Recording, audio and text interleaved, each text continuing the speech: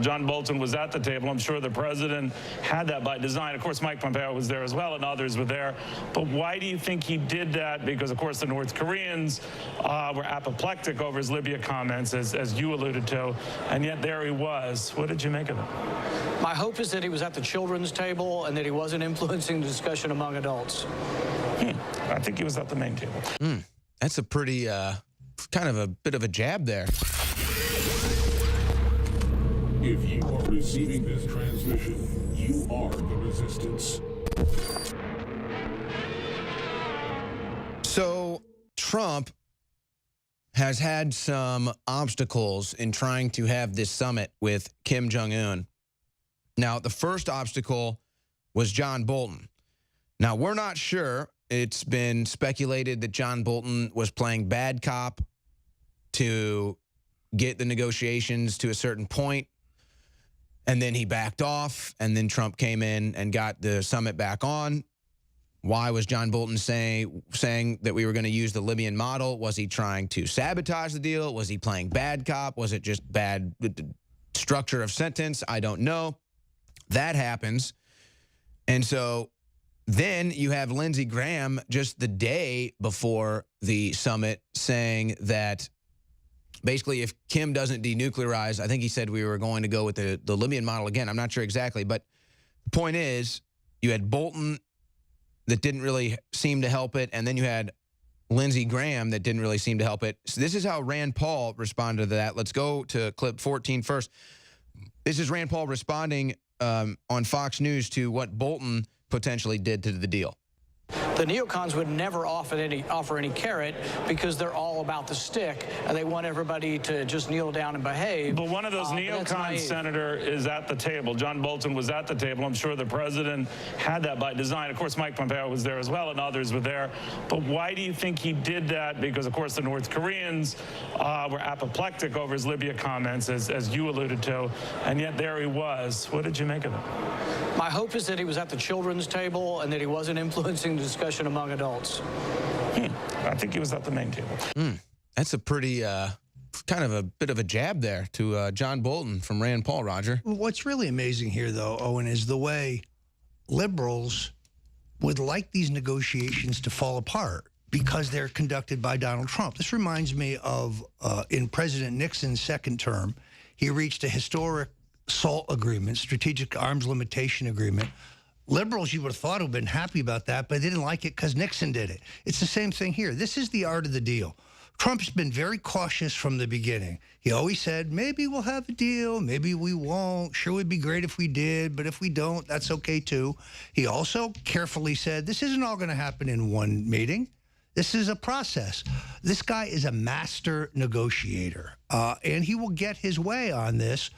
But he's also no sucker. We're not going to sign something where they're going to evade their responsibilities.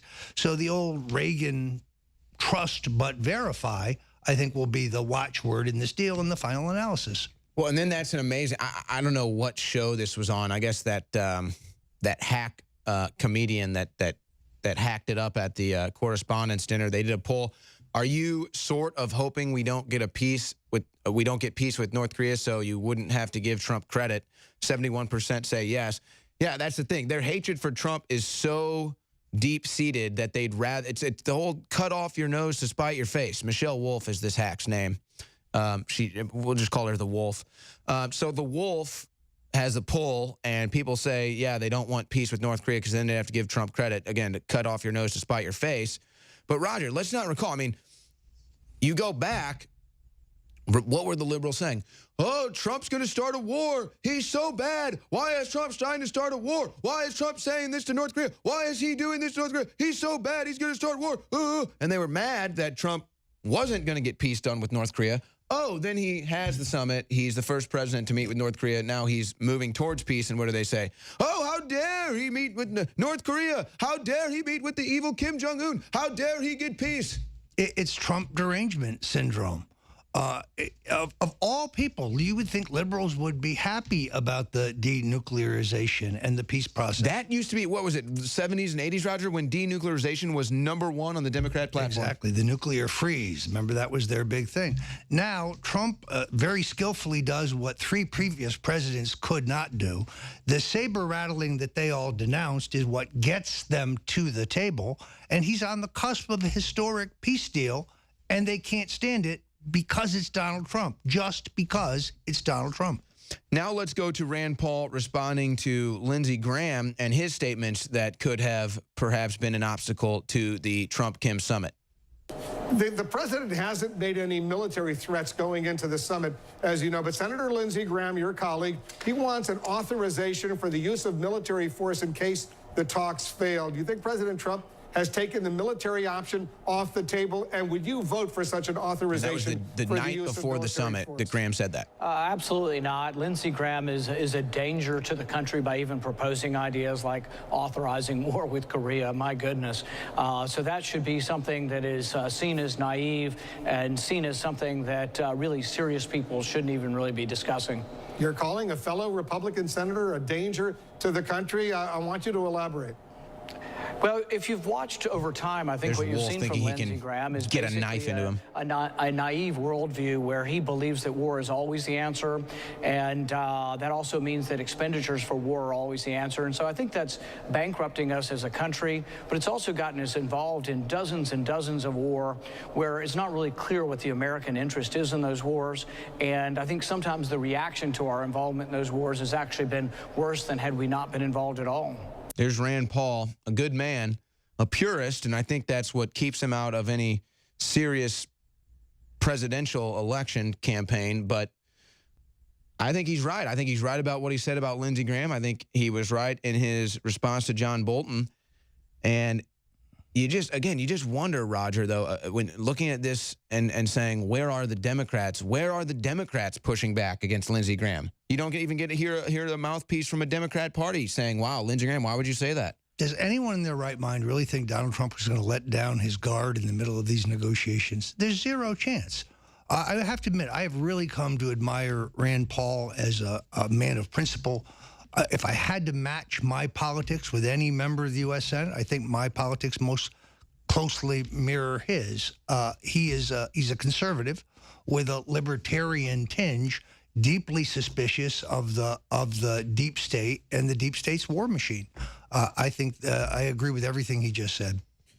And again, I wish, and you know how this goes, Roger. I mean, it's really hard for a purist like Rand Paul to get through in a presidential election when being a purist, unfortunately, separates so many people from your campaign that they don't end up voting for you. But, perhaps, like you said, politically, this is probably the guy who matches up with our political leanings the most. But for this last election, we needed a wrecking ball, and that was President Trump, and he's, for the most part, delivered so far. Before we go to the next break, and we're going to be joined by Alex Jones, I believe, in the next segment, look at this story out of the DFW CBS local. Brain-eating amoeba found in Louisiana water system. A potentially deadly brain-eating amoeba has been found again in Louisiana. Independent testing returned positive results for Naegleria fowleri. Sorry, I'm totally butchering that, which causes fatal brain swelling and tissue destruction. And so they found this in the Louisiana water system. The third time since 2015, this potentially deadly organism has been found in the state's water system. And this is why we sell water filters. And it's amazing that people don't understand this. And they say, look at InfoWars telling you there's chemicals in the water. Look at InfoWars reporting on the potential bacteria in the water. Okay, well, that's just a fact. We don't make that up. And then guess what? We want filtered water too. So when you see a story like this, brain-eating amoeba found in Louisiana water system, your first reaction, if you haven't done it already, is to go to InfoWarsStore.com and order a water filter. These are the best water filters for the price point that you can find. There is the Alexapure water filtration system right there for your home. If you aren't filtering your water, ladies and gentlemen. You are crazy.